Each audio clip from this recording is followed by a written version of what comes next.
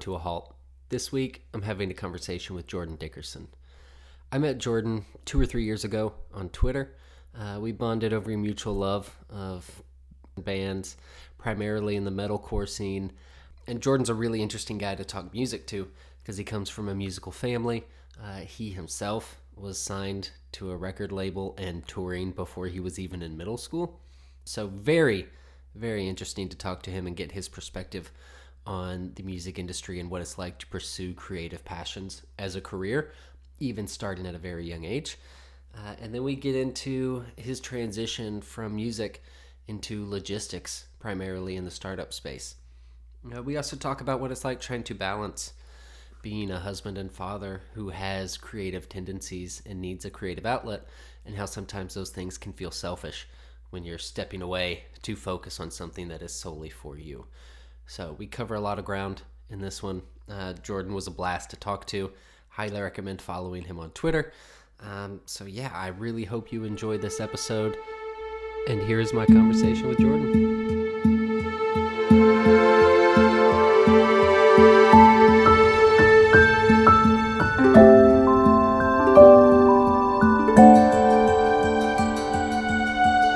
Cool. Yeah, my kids love the 1975. Like that was one of the bands.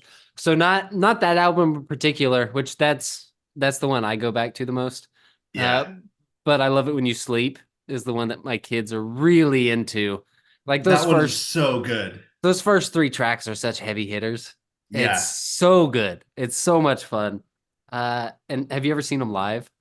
I have. I got to see them right before I moved away from Nashville. Mm-hmm. Actually, no, it was right after I moved from Nashville. I went back home for like Thanksgiving and they were in town. I saw them there. It had been like 2017, and then saw them later in 2017 here in Phoenix at Mesa Amphitheater, and then saw them in a bigger theater in like 2018. Yeah. And then that was the show when I went. I was like, okay, last show everybody was like mid 20s to like late 20s.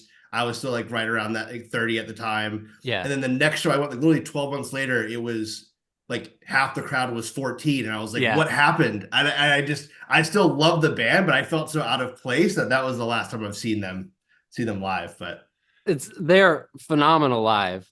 Like incredible. one of the best shows I've ever seen. Their set design is fantastic. It's so cool what they do with those light boxes. But it is really funny the way it did change from being like hipster dudes in their mid-20s to being a teenage girl band. So fast. So fast.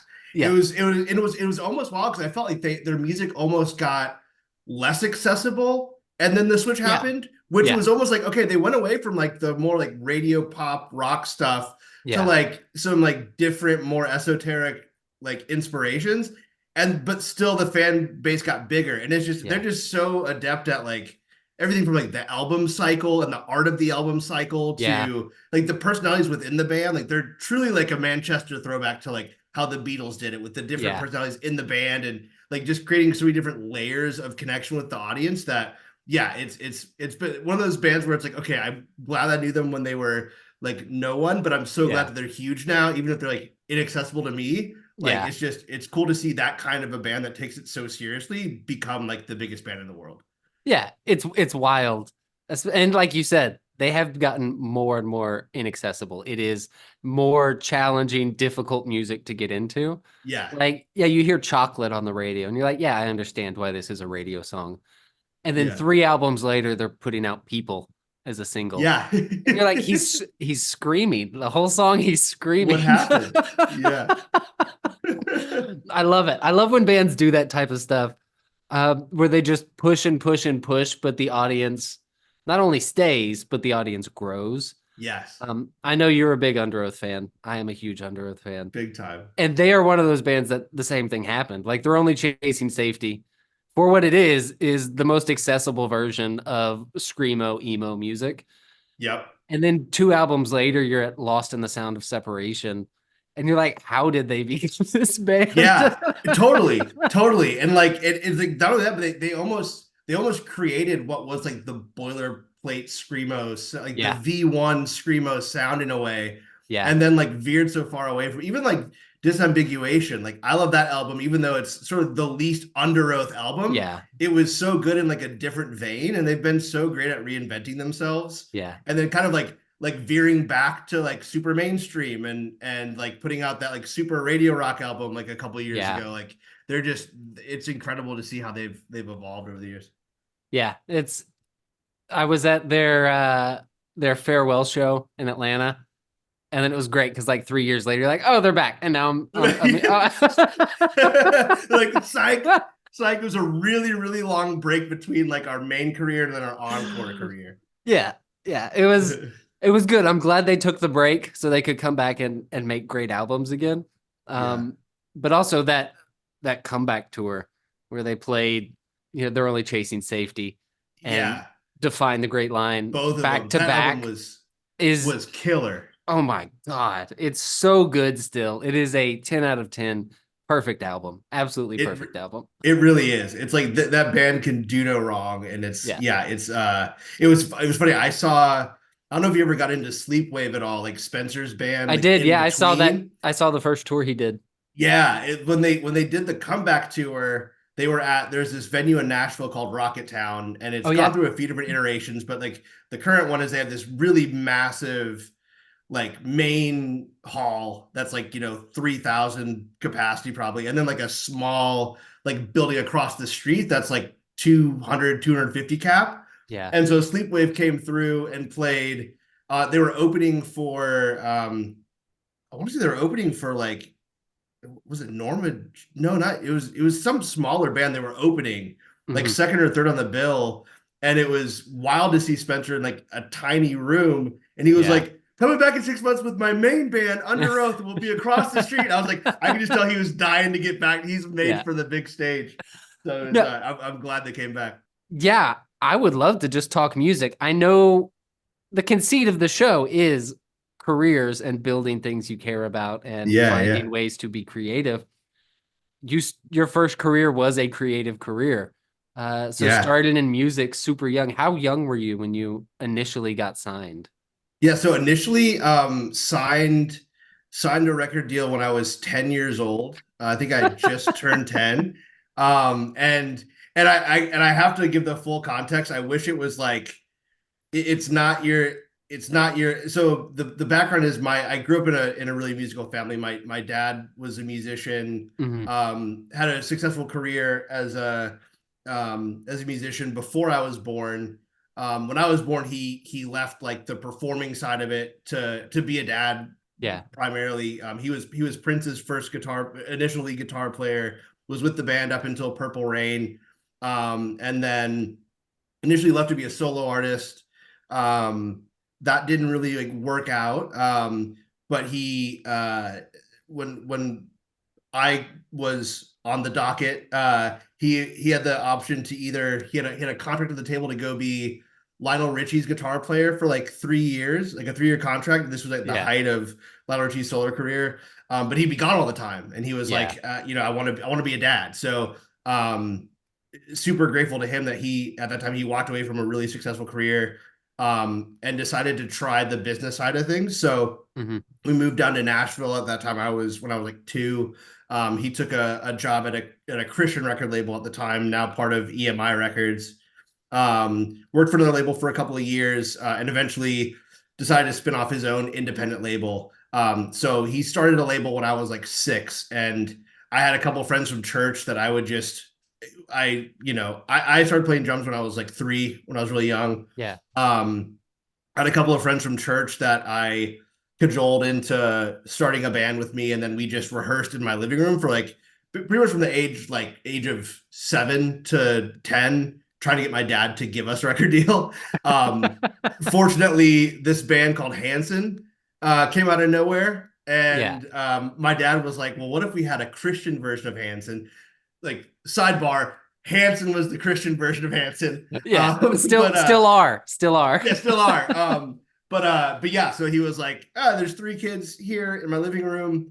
What if I sign them and turn that into a thing? So yeah, so we signed a record deal in my kitchen, and we're really fortunate. His label, in those next couple of years, ended up getting basically a deal through Warner Brothers. So we got Hmm. to put out our second label, our second album, like through Warner Brothers. And That's awesome. yeah, it was a really cool experience being, 10, 11, 12 years old and going on the road and all of our parents each driving minivans. We had like a caravan of three minivans that we'd all drive in. Yeah, it was a fun formative experience for sure. That's that's hilarious. It's also, and as someone who grew up only listening to Christian music, like, and by choice, it wasn't forced on me. For Yeah. me, I just, when I was young, I made a decision like, oh, I only want to listen to Christian music. So then I would hear something that normal children would listen to, and I'd be Yeah. like, oh, that sounds cool. Let me find the Christian version of that. Exactly. It was totally, and you'd go into Lifeway. like a Lifeway Yep. or I think there was a like Baptist books or something at one point, and they would be like the sticker on the front, like for fans of, and then you'd Yeah. put the. I remember like overhearing meetings. When my dad, I basically when we weren't on tour, I just hung around their office all the time. My mom and dad both. It was like a family business, so they had Yeah. a number of employees, but it was just sort of I homeschooled so I could tour, so I would do my homework in the office and just like soak up, the just the vibe of them building a business. Yeah. And I remember meetings of what three acts are we going to put on the sounds like sticker, like like deep conversations and debates about I think this sounds more like Counting Crows than whatever, but That's so funny. And yeah, it's such a business mindset. So I work in marketing, and so much of marketing is competitor analysis of yeah, yeah, they are looking for this exact type of service. This is the demographic. How do we now serve who we are and our products in the same mold that fits what they're looking for so we get them to buy us over a competitor? And that's all yeah, that those stickers were. It was just a competitor totally. analysis. 100%. 100%. So were you touring pretty extensively? Enough to be out of school. So obviously it wasn't just like a summer thing. Yeah. Yeah, yeah. So basically we did our first album when I was 10. We recorded it and then started touring probably right before I turned 11. Sort of started the first thing we had to do was you had to figure out how to like be a live band. So Yeah. we're like, I think I was 10, the oldest kid was 12 when we first started. So at first we just played like a few local shows. I had to Mhm. learn the other thing was I had to learn how to sing and play at the same time. I never done that. So like I sang on the first album, play drums, but I never done both. So I had to like Yeah. learn that like muscle memory part of it. And so we played like, a few local shows. But yeah, by 11 we were touring at least like a good like 4 or 5 months out of the year, Yeah. like through the summer. And then all the kids in the band, all three of us, we all homeschooled so that we Hmm. could we could tour whenever. Yeah. So yeah, I did that for the first couple of years. I ended up like trying to go to middle school for 1 year, and I was out so often that I was like, I'll come back in a couple of years. So I went back to homeschooling, and Yeah. yeah, so always on the road in those minivans.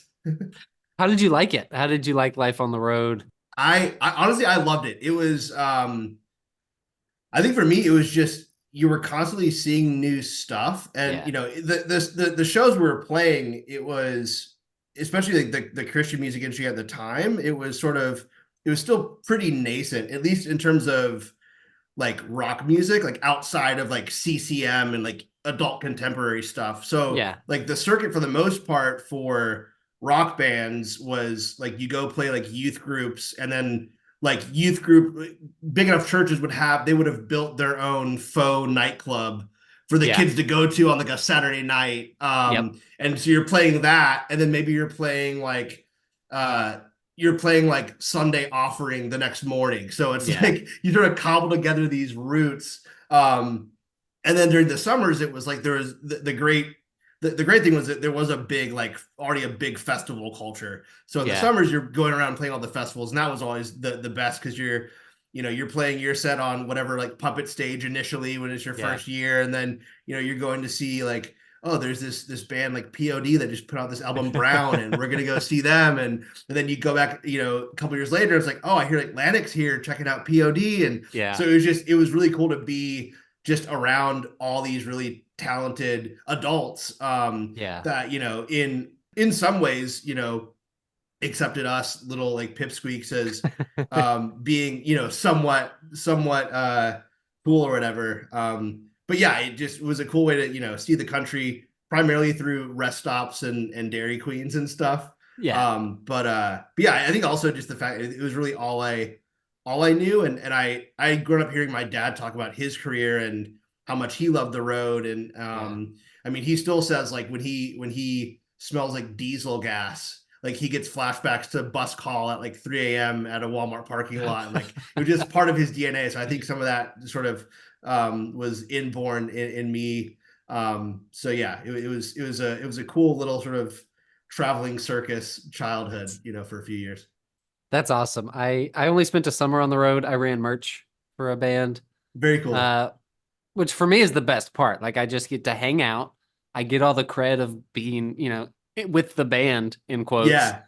but I don't have to do any real work. Just set up some t-shirts and work for tips. But it was a small band, so it was, sleeping in Walmart parking lots and like showering at Yeah. truck stops, trying to crash with fans if we could. So we Yeah. would have a bed to sleep in. But like you said, just getting to see different cities, like every day, you're not even sure what state you're in sometimes. Yeah. You're like, I know we were in Chicago 3 days ago. Did we go west or east? Yeah. And you're so sleep deprived because like whatever fan said, yeah, you can crash in our basement. Like they didn't Mhm. tell you that there was a leak and Yeah. you'll have to share like one cot. And yeah, no, it's just it's so it's like it's an experience that's like up there with like being in an airport or a casino, and that it doesn't really count as real life because it's so Yeah. weird. And so it's like it's just these experiences you have on the road are yeah, like dreamlike and Yeah. just like different than anything else. And yeah, later on after that first band ended and I went to high school and then tried to start another band not Mhm. in the Christian space, sort of had to start from the bottom again, Yeah. try to get signed and did the whole, five guys in a van, like no money, play the game where it's like we would play this game where we'd get out, we'd get done with our show, load out, and then at the time you could still find really bad motels for under $20 a night. And it was like we would Yeah. drive until we found a sign, a hotel sign or motel sign that was under $20 per night. And if we didn't find one, we just kept going till the next city. And it just do that over and over again. So there'll be different ends of the spectrum in terms of like the tour life, but got to experience, at least a few different flavors of it. Yeah. That's really funny. So, you said after high school, tried to get another band going. How long did you run with that? Was that a long process of trying to, like you said, start from the ground up and build that band into something? Or was Yeah. it more short term?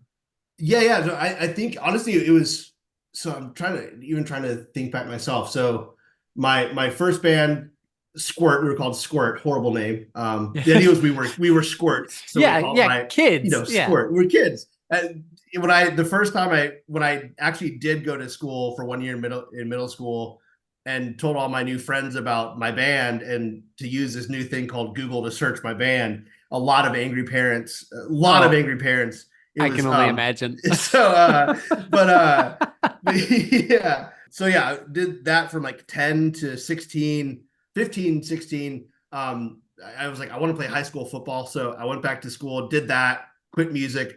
um and then basically by the end of high school I was like, I um can't really shake, the desire to keep doing that. So started another band, but was kind of like, okay, this time I'm gonna do just like a good old fashioned secular band or whatever, try to Yeah. make it in like that world or whatever.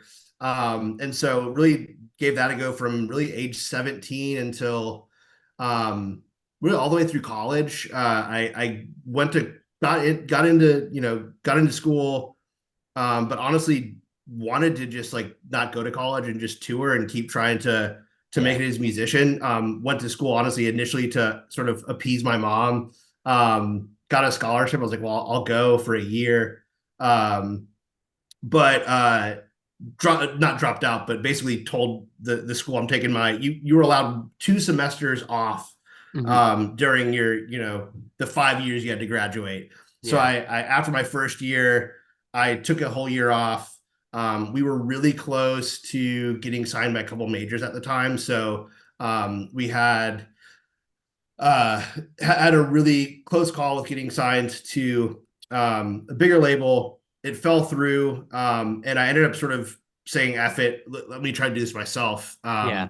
So I ended up sort of pulling a couple of different resources, finding a distribution company at the time, because back then you still had to distribute physical CDs, and it was still like a revenue generating Yeah. enterprise to do so.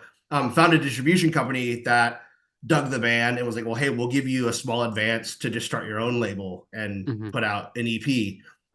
So sort of got that started during my year off from college. But I had promised my mom if I wasn't signed to a major by the end of that year, I'd go back to school. Yeah. So went back to school and just sort of kept building this little label out of my dorm room.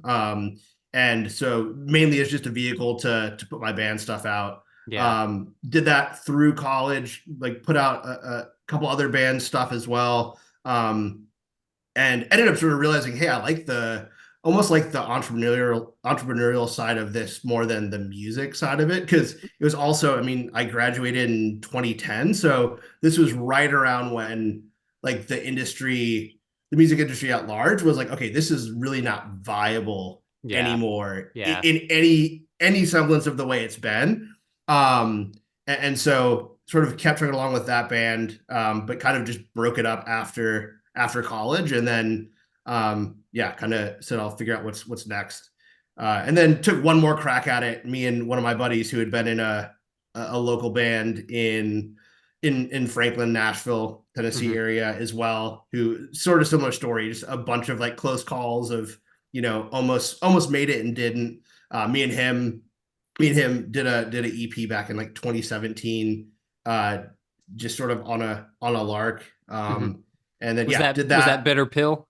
Is Yeah, that, yeah, yeah. those bitter pills. Yeah, so that was that one, and we played one show at South by Southwest, and then I think we just sort of ended up both getting distracted with work and other Yeah. stuff, and kind of left it at that.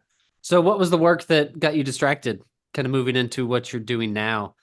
Yeah, Uh, yeah, because I know you're in yeah. logistics, which to me, a person who I do no real work. I talk for a living. My job is to let everybody else do the work and then I make it sound good.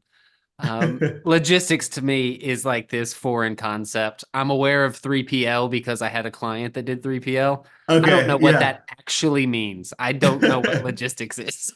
Yeah, yeah, totally. Totally. No, yeah, at the time that I did that, did bitter pills with my buddy Kyle. I had just gotten into sort of like the tech world for the first time. My sort of non-music career, I started horribly. I like I said, graduated college in 2010. It was like the worst time to be a college graduate. Like the Yeah. recession was just raging. Like I remember graduating, having friends who like they couldn't get interviews. Went to like a top 20 school and were getting rejected for interviews as like a crossing guard. Like that was one of my vivid memories. A friend calling back to my dorm room to talk to my roommate who was like he was like broken down. He's like, I can't get any sort of job doing anything. Yeah. So my first job out of school, I worked at Hertz rental car for 10.50 an hour. Mainly like my first 6 months was like vacuuming cars. Yeah. Um, Actually, this is kind of a funny story. Part of that second band that I was in, that did through college and never quite made it. Early on in that band, I was at I was at a pizza place in Nashville, with my parents actually, and this kid came up and he was like, "Hey, I just want you to know, like, I was a huge fan of your band Squirt. Like, and I was like, oh, thanks, man. In my head, I'm like, that's my old stuff. Wait till you hear the new stuff. It's Yeah. gonna blow your socks off." Because I was a huge fan of your band. Like, I saw you at the mall when you played one of your first shows at the mall here, and like, me and my brother, we're starting a band too, and like, just want you know, like, thanks for whatever. Being cool back in the day and being I can't remember if it's an inspiration or what, but he had known of Squirt or whatever. I was like, oh, cool, man. Like, what's your band called? Oh, we're called Paramore. And so this crazy arc of that whole band was this kid that I almost like brushed off at his family's pizzeria that he was like starting a band. Like we ended up, later on, like their first show after they got signed to Atlantic, their Hmm. first show back in Nashville was like opening for my band. And it was still this like, oh, these guys are, it's great. They're getting like momentum, but like, I think our band has legs too or whatever. And so it was Yeah. this funny, like long arc of each step of the way, like Paramore obviously became like one of the biggest bands in the world. And we're just like grinding it out, getting absolutely nowhere, like just like absolutely nowhere. I remember like one of the first big showcases we had in New York City for one of those labels that we thought was going to sign us. We get to New York, we had an extra day ahead of the show, ahead of the showcase, and we're like, let's go to Times Square, do some touristy stuff. And this at the time where they still did like TRL from the second or third Yeah. floor like studios or whatever. They had just started this thing where they were each week or each month they were wrapping the entire MTV building in a new like artist that they'd then push on like MTV and MTV2 the Yep. whole month. The day we get there, they unveil 4 stories of like Paramore wrapping the building. And so I'm like, we're supposed to like showcase tomorrow night, but like here they are again, just taunting me. And then anyway, fast forward to get out of college, my first day at Hertz, I'm like, well, at least I'm a management trainee, so maybe I'll get to do some like cool stuff.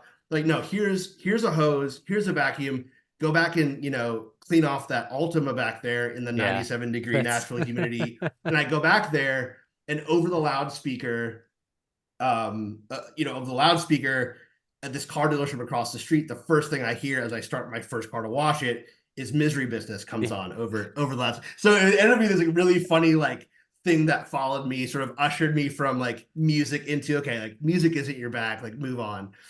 It's But yeah, so Hertz Rental Cars like my first gig. Went from that to I was a buyer for CarMax, so it was hmm this job where honestly it was just I thought it'd be interesting because I would just go to auctions and buy cars. yeah.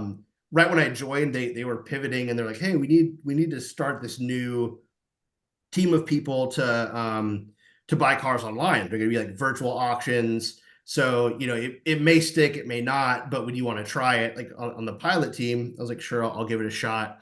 Ended up taking off. So after a year of doing that, me and a few other people in our org had bought like just like thousands and thousands and thousands of cars, Yeah.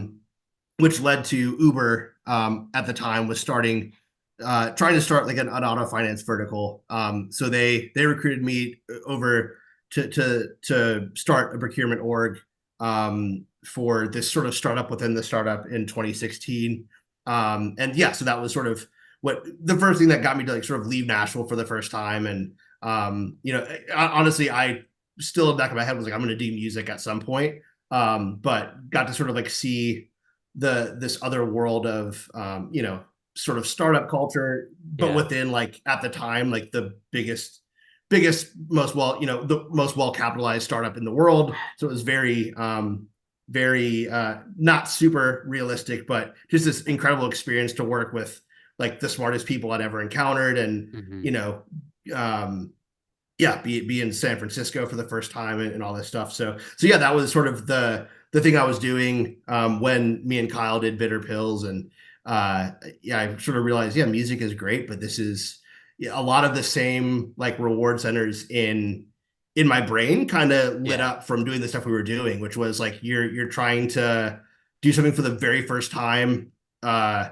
Companies trying to do something for the very first time. You're tasked with doing something for the first time within that company, hmm and you have the full autonomy to make it happen. But it's at the same time there's no precedent and there's no net to catch you.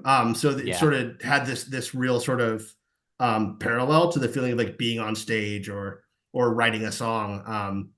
And yeah, just fell in love with that and fell in love with like the whole aspect of building like logistics networks and infrastructures and getting stuff from point A to point B. I honestly do think that like the the days of like holding the Rand McNally and being the guy that was like, okay, I think it's going to take us 80 minutes to get from here to here because like my thumb is about an inch like Yeah. right here, and if I try to do that on the atlas, like just all that stuff kind of played into like sort of like getting logistics in a way. And so yeah, just have been in that world kind of ever since.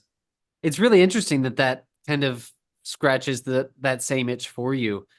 Is your approach to music as far as writing, is it kind of problem solving? Because I have heard musicians frame it as that before. It's like, hey, I have this guitar part in my brain. It's not right. And now I have to figure out how to make it right and make Yeah, it feel to other people the way it feels to me.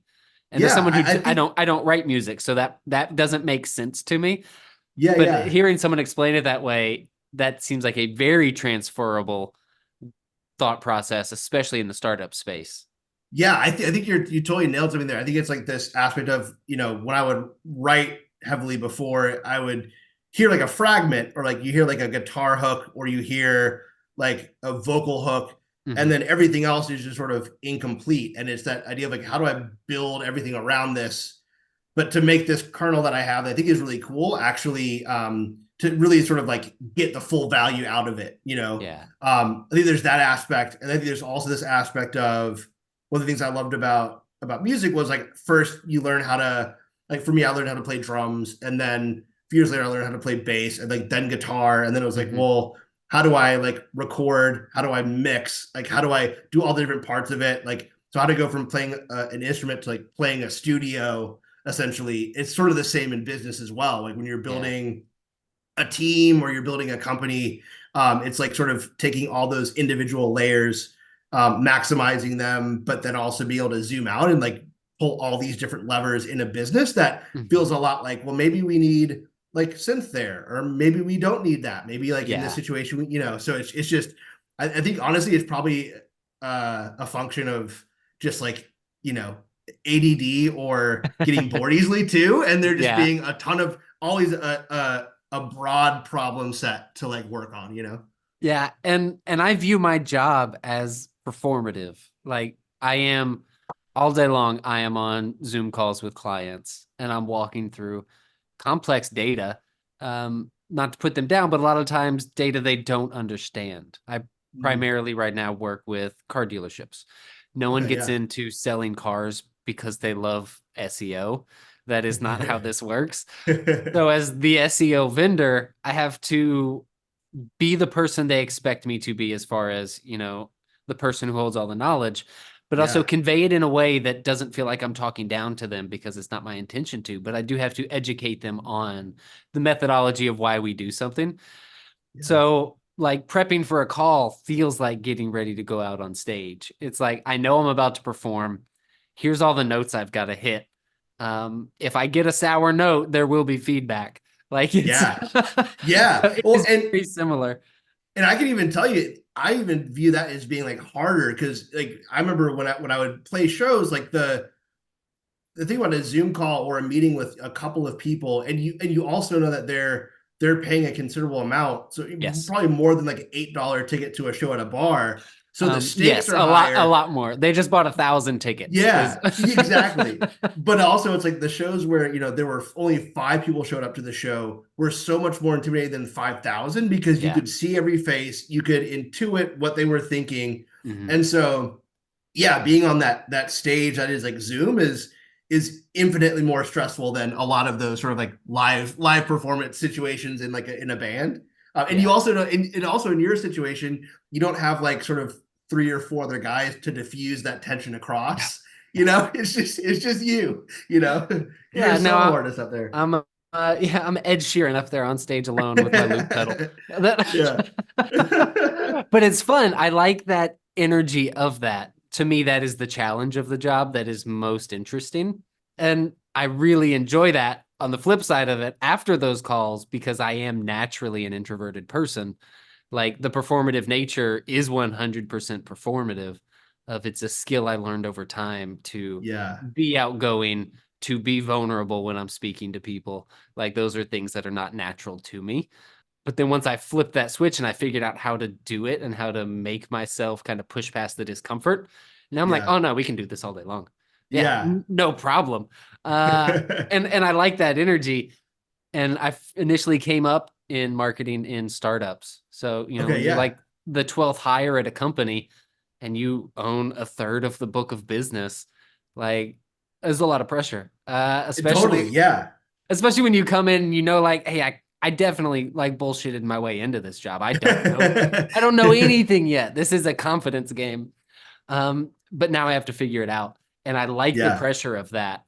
But some days you just like want to go home and lay on the floor face down and just Yeah. like Totally. There's nothing better than that pressure that makes there's this concept of like good stress and bad stress. And I feel like Yeah. startups are a great kind of stress in that they make like you have to be your best because you're often doing the job of like two or three or four people. Yeah. But also you in those opportunities, like you mentioned, a lot of times you're given the ability to maybe step into a role that's like a stretch, or maybe like you Hmm. wouldn't have been ready for it given in like a more traditional company. But Yeah. like that good type of stress that brings out the best level of performance, to me, like the worst kind of stress is like working for a company where it's like you feel like you're being you feel this like constant pulling back of you're not able to do as much as you could, or Yeah. you're crammed into a small box that you have to fit, and anything outside of that, there's somebody to your right or to your left that's supposed to do that, so don't step on Hmm. their toes. Yeah.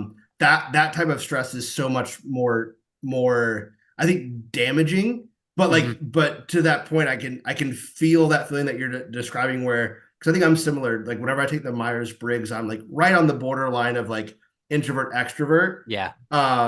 And I'm at my best, I feel like, from a professional sense, when I'm in that extroverted side of the spectrum, but it's so exhausting, and then I almost need like the same amount of time or more to like swing the other way, and just Mhm. yeah, just fall on the floor and not talk to anybody, and just feel drained, you know.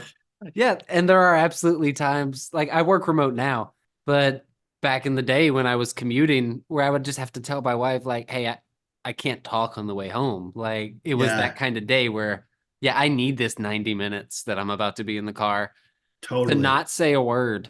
Like I need to I need to just totally. release everything that just happened. That way Yeah, I can come home and, be a good husband and a good dad. yeah.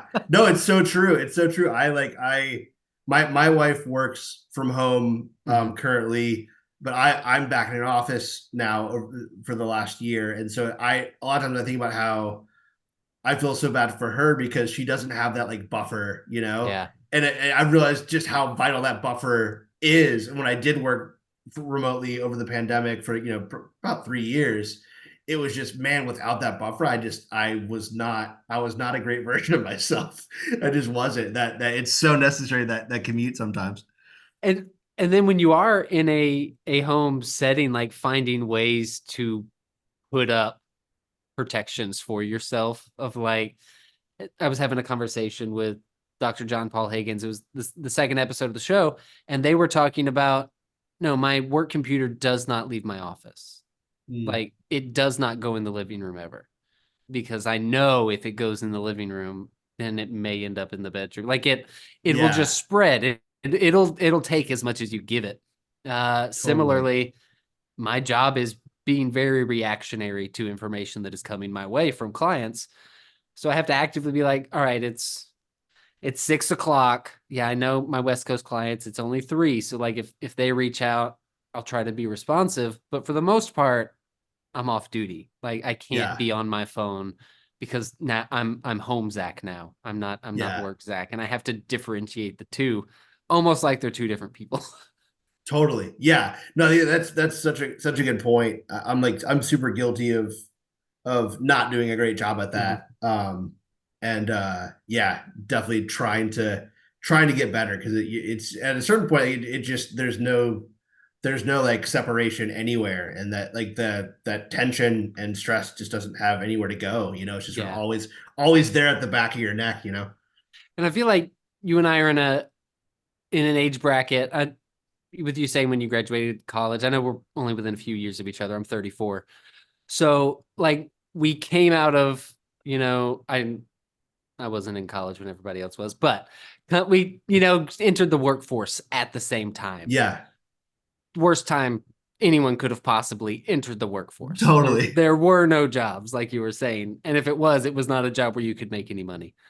Um, Yes, exactly. and so we went from that to things getting better, but at the same time, things were getting better.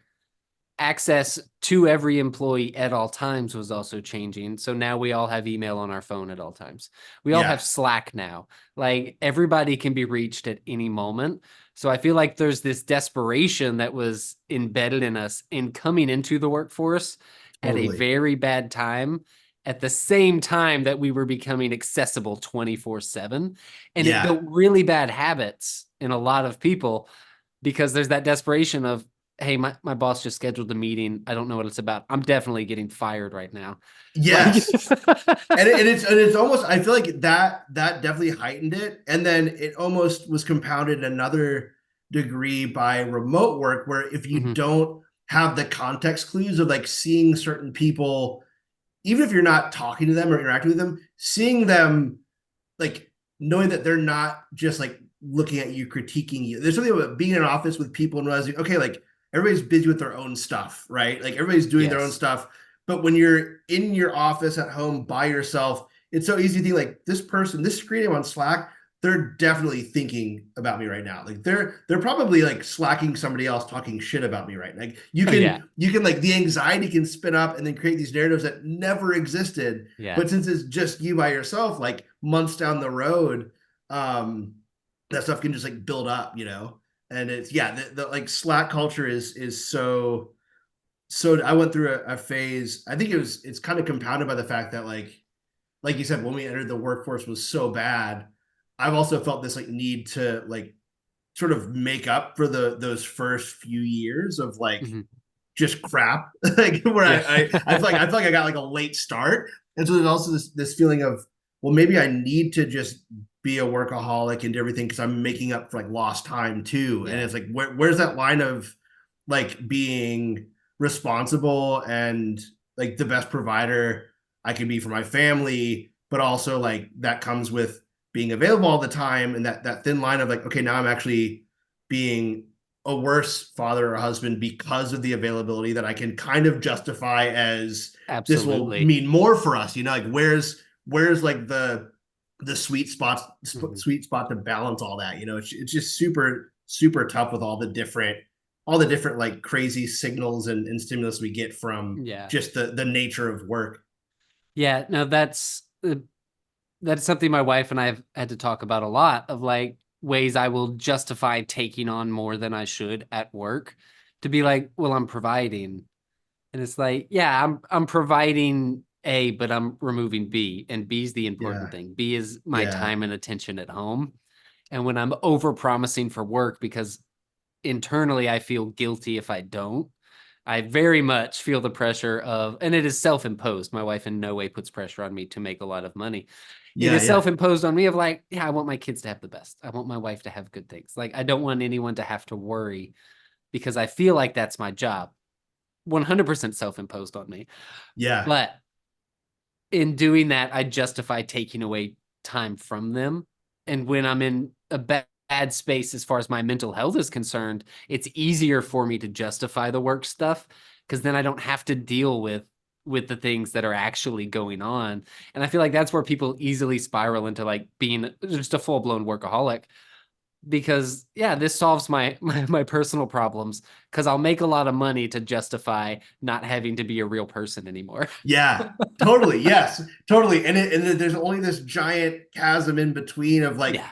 doing all that work, being, you know, being disengaged and emotionally unavailable, to Mhm. then get to that end point of, okay, now I can, I can afford the trappings of what I could have just been all along, you know. Yeah. It's so true. It's like it's hearing you reflect it that way, and yeah, super insightful take on that, because it's so true. And I know it's something that just so many people, especially in like with remote work, because you can also be like, well, maybe I can, do like a little side gig, or I can like Yeah. start, there's no boundaries anymore of, Hmm. you get in your car, you go to work, you come back, it's just, there's just sort of this endlessly blank canvas, Yeah. and you can, find ways to automate your way to an even more blank canvas if you want, to just add more stuff onto your pile, and it's a crazy time to be alive. It is, and then there's also this pressure societally to be more than what you are. Yeah. I don't always want to be more than what I am. I want to learn to like what I am. And this is conversations I have a lot in the workplace of like, I don't give a shit what my job title is.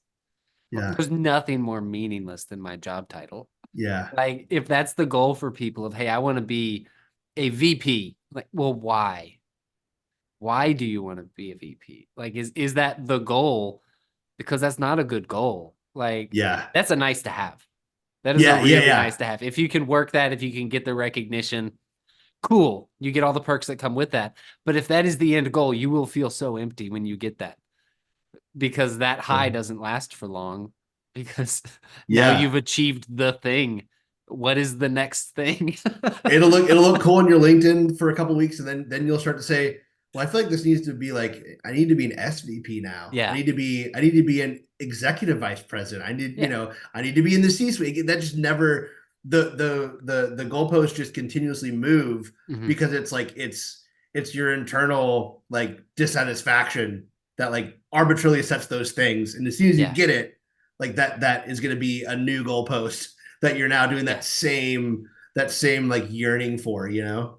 Yeah, I don't know if you ever listened to Pete Holmes's podcast, You Made It Weird, but he would I talk. haven't, no. So he would talk a lot about like when he was struggling to build a career or struggling to find himself, like moving into a mindset of what in this moment is lacking. So like, hey, things are stressful. I didn't get this part I was going on for. I had a really bad set, but like what in this moment is lacking? I have food, I have shelter, I have water. Like I have my loved ones. So as far as the essentials, I'm not lacking. I have the needs. It's okay if I don't have the wants right now. And Yeah. trying to frame, especially losses, that way of, hey, I didn't get the thing, but I still have the things I need. I'll still work for the other things, but it's not necessary for my life at this moment. Yeah. And like That's hearing good. that, it's so simple, but just framing things that way of, hey, work was awful today. No call went right. All my clients are mad at me. Everybody's threatening to cancel. But legitimately, what in this moment is lacking? Like, I Yeah. still have everything I need right now. Totally. And we Totally. need more of that. Less of the guy Exactly. telling you that you have to get up at 4 a.m., which is always, Yeah. it's so funny that is like the thing that's always the quote, like I don't, and I know you've worked startups, so you've probably been at some sort of engagement where a guy's like, you got to get up on the F's, like 4 and 5 a.m. And like, I'm like, that's the douchiest thing I've ever You got heard. yeah. Get up, you got a cold plunge. You got a cold plunge. You got to do whatever the most recent human protocols are. Then you got to do the David Goggins workout. But it's funny because I am against all of the mindset around those things. I am also the guy that gets up at 4 a.m. 7 days a week and goes to the gym. It really is. They become protocols because it's first they do work for I think that the biggest thing is trying to one size fits all and assume Exactly. there's this. I mean, I use Twitter way too much, and Yeah. to me that's like the biggest sort of like the double-edged sword of Twitter is that you see like so many amazing ideas and there's so much amazing information, but like also you get this idea that the platonic ideal is actually how like all successful people are living their Exactly. lives. When it's literally it's this optimized like sample of what a bunch of different people are doing, and they're not doing it every day. Like some people, everybody's brain is different, everybody's body is different. Like so it's like it's yeah, how do you sort of find what that is for you as opposed to I've got to do all this stuff I saw on Twitter, which I'm like so guilty of doing. All my bookmarks are like, do this to be healthier, take this supplement to have more focus, and it's just it's exhausting. And I think about how much more would I have accomplished or gotten done in the last week or month if I had taken that time and just like done one thing that Yeah. is in the back of my head stressing me out because I haven't done it yet, but I'm like instead searching for ways to do it better. Yeah. Like, or be more focused while I do it. No, just go and like do your thing, you know?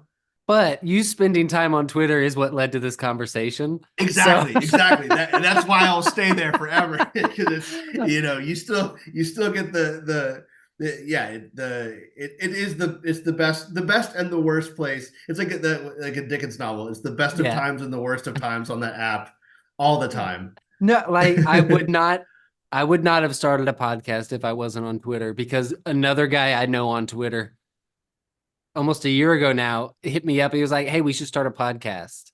And like we pushed some ideas around. We've got some stuff in development that we're working on. But in the meantime, I was like, now that I've thought about it, I can't not do it because Yeah. I'm getting antsy just like waiting for the next thing to happen. So let's just come up with an idea. And even if it's not a long-term thing, I want to do something now. So I'm going to do something now. Yeah. So this conversation is only happening because of Twitter. Thank you, Elon. Thank you, Elon, for keeping it going, That- for keeping it limping along so that we could connect and no, dude, that's like it's super inspirational. I remember hearing you say that on another one of the episodes, just sort of the impetus for it, and it was just like I just need to do this, and like yeah. that feeling of like there's something in my head that I need to create in the world, and so I'm just Mhm. gonna do it, you know. Yeah. And that is a million times more important than like the cold plunges and the getting up at 4. Even though you do that's like I'm trying to like I'm hearing what you're saying and like accepting it for myself that I'm going to be more impulsive in the right ways and do that because it's yeah I think I used to create a lot more and it's just so Yeah. easy as we get older and we get more responsibility and stuff to stop Yeah. creating continuously and so yeah I'm super glad that you followed that urge. And also it's easy to feel guilty because creation can be a selfish process. Yes. Because like to record a podcast, I have to be like, all right, everybody in the house, be quiet. Dad's going to go in his room. I'm going to put up foam panels around myself and I'm going to talk into a microphone. Like, that is Yeah. me saying everybody else in the house is going to be disrupted for an hour. It's that same dynamic of well like what's working too hard versus not working Yeah. hard enough because you're trying to figure out like what's the right outcome and output for the people I love, Yeah. and yeah no you're totally right it is that balance is so hard to find. It is. And it's ever evolving because as my kids get older, their needs are going to change. Their wants of my attention are going to change. And so I don't want to miss out on things because I'm, pursuing something I want to do because they're also only going to be young for so long. My kids are Yeah. 11 How and old are your 8, kids? 11 and Okay, 8. yeah. So like in 7 years, my son will graduate high school. Like that's wild. Wow, So yeah. as far as contained time in the house that we have a timeline for, 7 years is kind of what we're looking at. If Yeah. if things just go the normal way they go, that's not a lot of time. So trading off hours here or hours there becomes more difficult when I frame it that way. Like you Mhm. said, there's that part of me that's like, I also need to do this for me because it Yeah. will make me better because I need to get this out. I can't sit down with a guitar and write a song, but I can come up with a pitch deck and I can come up with a podcast outline and I Yeah. can just bullishly start emailing people and be like, hey, you should come on my show that you've never heard of. Yeah. Um, because for me, there's fulfillment in that. As weird of an outlet as that is, for me, I'm like, yeah, this checks all the boxes of the things I'm good at. I'm good at being Yeah. organized. I'm good at coming up with ideas. I'm good at catchy titles. So let's package that up into something. Yeah, no, totally, man. And you're really good at like when I hit you up on Twitter, like, dude, this is just really good. I listen to, I during the workday I listen to so many podcasts, and I think because there's so many podcasts now, it's like there's like there's this very artificial feel to so many of them because you can tell that they're kind of like aping the successful podcast that they listen to, and then like that Yes. person is aping a podcast that they listen to, and there's just no semblance of like natural discussion and conversation. Yeah.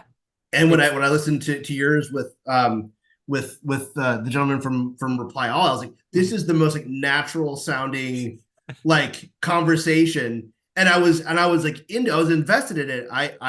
It wasn't even I had listened to maybe Reply one or two times, so wasn't super familiar with the subject, but I still was like it felt like I knew the guy, you know. Yeah. And it's just super refreshing, that the kind of thing that only comes from someone being like, I have to do a podcast because I want to, not like I have to do a podcast because I need to, because it's like the right thing for my portfolio at this point in time, and I can put it on my, it's like you're doing it for the right reasons, which are, it's just rare to see.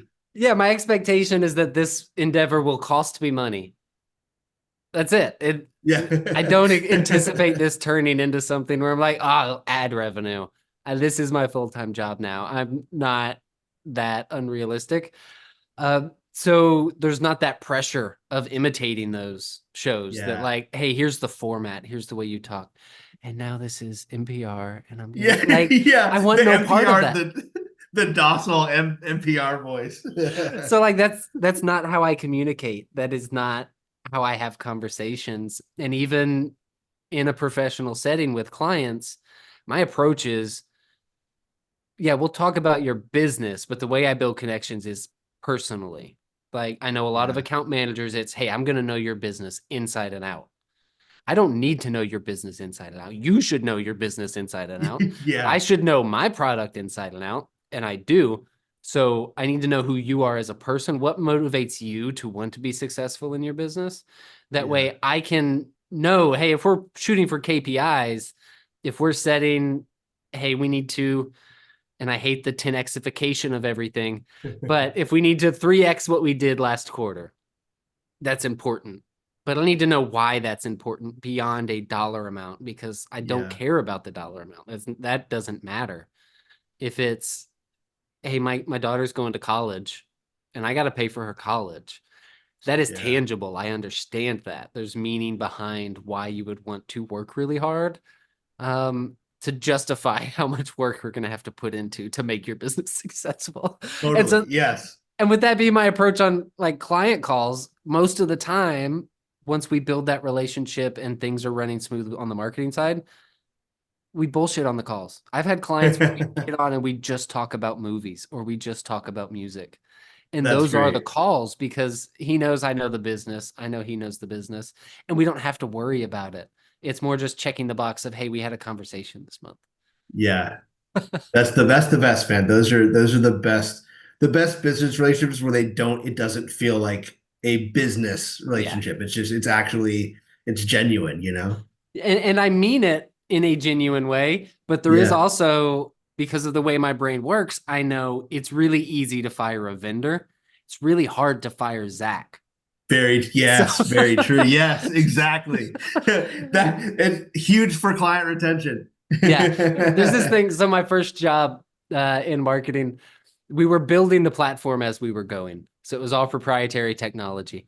A lot of the time it did not work. You have been at startups, like, hey, we are piecemealing this together. Every call, I may not even be able to pull up our reporting because it might not be working today. Hope it works. So my out for that, if things were going really poorly, was I would, on a screen share, I would accidentally close out a window so they would see my background, and it was me holding my newborn son. And it would instantly diffuse whatever negative conversation we were having. That is brilliant. That's really brilliant. I'm going to steal that, actually. I'm going to steal it the next time I've got something to pitch. It's complete manipulation, but it works. It works really well. And then it can segue into talking to them about their kids if they have any. And then that absolutely diffuses it, because people want to talk about their kids. There's nothing that people have to talk about more than their kids. That is the truth. Be included. That is the truth. It's one of those things where before you're a parent, you're like, I'm not going to be like that when I'm a parent. And then as soon as you become a parent, it's like, okay, I'm absolutely like that. It's just, there's just nothing like it. It's the worst. It's the absolute worst, because like I know it's unbearable. You don't want to see pictures of my kids. I get it, but like I have to get this out. Was it I think You Should Leave sketch there was some show that had a sketch about the guy who can't stop talking about their kids. I think it was the last season I think you should leave that had one. It's so true. It's yeah, it's so true. As we're getting towards the home stretch, what are you doing creatively now? Is there anything you're pursuing, any ideas you're kicking around, or do you really feel like that part of you is fulfilled at the moment? Which is Yeah, man, great if that's the answer. If you're like, nah, yeah, no, I feel at peace. yeah, no, it's such a good question. No, I feel like we almost like a couple of things that you said over the last few minutes, like almost really get at it pretty well in terms of that. I've struggled with that feeling of like sitting down and writing a song or doing music specifically. I started to struggle with like the feeling of like selfishness, I think, Yeah. a lot. Really once I met Lindsay, my wife, that was right around we met right when me and Kyle were like doing the bitter pills thing. And I just like between getting married and then having kids, like that natural like ego death that you kind of go Yeah. through when you realize, hey, like there is like I'm not the most important thing in my life. I've Yeah. struggled to reconcile that with no, this is still very much a part of me, and I need to do it in some capacity to be the best version of myself. And Hmm. so I honestly, it almost has become like sort of a mental block of I still want to write, I still have ideas all the time, but I almost like started to fight them in a sense because I felt like no, that would be a waste of my time, or that would be like too selfish an endeavor, and Yeah. it's only really recently um as like our kids, my daughter's 3 and then I have a son that will be 3 months in a couple of weeks. And I think it's only recently that I realized, oh, there's this whole other element of no, I want them to see who their dad is and who their Hmm. dad has been. Yeah. And so trying to rediscover it through that lens as well. And trying to just find the purest way to do it, not having it be like out of a desire to for anybody to even ever hear what I Yeah. do. But I think there's also there's sort of that element of where I've and Kyle, my friend Kyle, he's since we did Bitter Pills, he's actually gone on to tour with a number of bands. He toured with like Emerosa and Trapped and a couple of other bands. So he's found this amazing balance of he's also got 2 kids and is married. But he's got this fantastic outlet where he's doing stuff, doing drum videos on Instagram, and has found this way Hmm. to like not spend a ton of time to like take away from his family, but also have it be Yeah. a thing that is a creative outlet for him, and then also even like an additional revenue stream now, which is just awesome to Yeah. see. So I'm still sort of trying to find what that like creative outlet is for me musically. I think sort of longer term, I think my sort of biggest creative fulfillment is going to come from just building something on the business side of things. I think Hmm. like another big sort of like wilderness period I went through was after working at Uber and then a couple of other startups, like feeling that okay, my next thing now is like go build my own company and like Yeah. raise raise venture capital and like sort of like started to step into that world. And right around the same time that we were having our first child, and like the distance of those two things like clashed so much of okay, when you do this, like you are beholden to people that gave you a bunch of money, and like you will Hmm. never see your family like ever. It's like that has to be your life. And I was like, in my head I was like, I want to have the um kind of like the certification, the outside like certification of having been a founder, a venture backed founder. But when Yeah. I actually thought through like what those next 5-10 years looked like, I was like, I don't want that life. So I Hmm. think I honestly kind of the last couple of years have just sort of been like sitting back and trying to figure out all the other stuff. Like Yeah. first, like what's that foundation of like what does my family need to be at its best? How can I like be the best father and husband? Like agnostic of those things that I feel like feel are part of me, whether it's like the entrepreneurial side or the creative side. How do I kind of like put that on the back burner and like build out the rest of sort of our life first, and Yeah. then also like clear out enough stuff that there's just no room for anymore. Whether it's just like, just you find out how much time you like waste when you're single or married without kids. And when you have kids, like, okay, I actually have to get very good at using every minute of my day now. So Absolutely. yeah, sort of creating the space to be able to now go back and say, okay, now I have these pockets, these like protected pockets to be creative, to build something, to find like that sort of outside fulfillment. So yeah, long answer to a short question, but I think my goal in the next year, this over the rest of this year is, there's going to be something on the business side that I'm going to be starting to build out, in sort of a smaller, like bootstrapped way.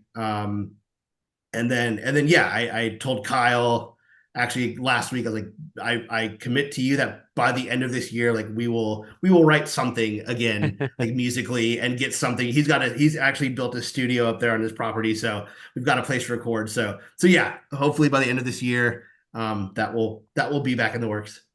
That's awesome. And last, and honestly, the most important question: Jordan Fish leaving Bring Me the Horizon. What the hell is up with Yes, that? dude. So that was the craziest. Not only like him leaving, but then like within a week, them having A a new photo song. out without him and a new song without him, Yeah. and all like some of the stuff that Ollie was saying in the press, it almost, I don't know. Do you have any theories on what happened, or I do you have have no any? clue because that band changed so drastically for the better when he Yeah, came in. yeah, Um, I did not listen to them before Sempiternal. I've gone back and listened to those albums since, and I don't particularly like them. yeah. Um, but Jordan's work on those albums is what made those albums for me. Like It's yeah. he's so He good at what he does. he yeah he in my opinion, it was he like made them what they have became known for, right? Because Yeah. like Suicide Season, like that's when I discovered them, but it was super like I don't dig that kind of music. I like Hmm. got them for some reason, but I was like I wouldn't still be a fan if they had stayed in like that like deathcore Yeah. vein. But like yeah, like when they Sempiternal was just the culmination of like them just becoming this like force. And they've also be kind of like Under Oath, where they created this style, this sound that like so many bands have tried to copy. Like Yeah. I so my here's my like little my conspiracy theory on at least what I think may have been behind it. Bring it I don't know if you watch Finn McKenty's YouTube channel at all. from time to time. He had like, I want to say it was probably 6 to 12 months ago, had like an hour-long interview with Jordan, Hmm. and it's very clear that like Ollie is like the creative force in the band, and that like Yeah. Jordan was kind of he was kind of like the divining rod for him. Like he kind Yeah. of like focuses his energy, turns his like disparate ideas into something sort of like packaged up and that sounds good. Hmm. And so he was super complimentary to Ollie, and really just the whole time was sort of praising Ollie as like this creative force. But you could tell that his job in the band was less to like create than it was to sort of, okay, I'm hearing that you want to make a song that sounds like this. We'll do this. And he was talking Yeah. about how they record a lot, but he was like, yeah, like me and Ollie will just record, and I don't even like we'll record we did the last single like in our hotel room, and like I don't even use headphones anymore. I just kind of like use the onboard speakers, and like it just sounded very almost like he didn't care anymore. Like it was very just like I was like, I can't believe you recorded the last thing just on your laptop with like no gear and like minimal effort. And he was also saying like stylistically, Ollie wanted to make this. He was like, Ollie wants to make this hyper pop.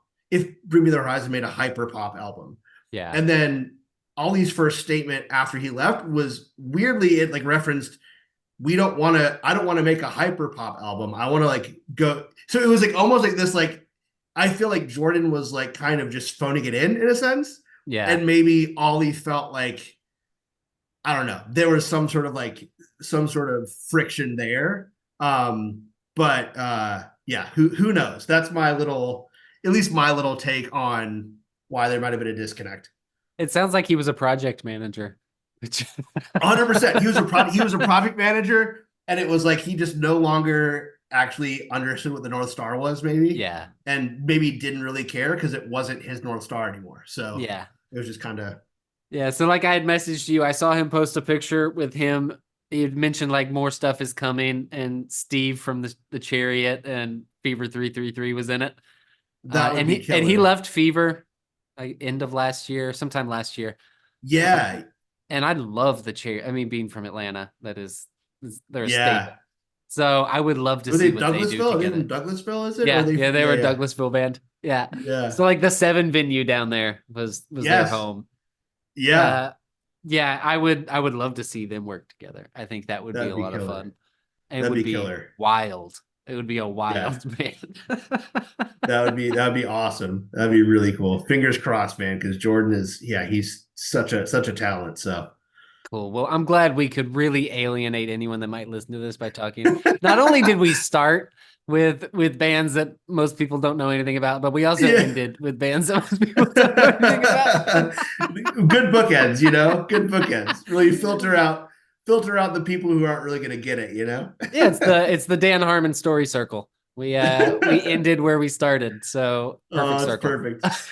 Awesome, man. Awesome. Thanks, Jordan. It was a pleasure talking to you. Thank you so much, man. I had a blast.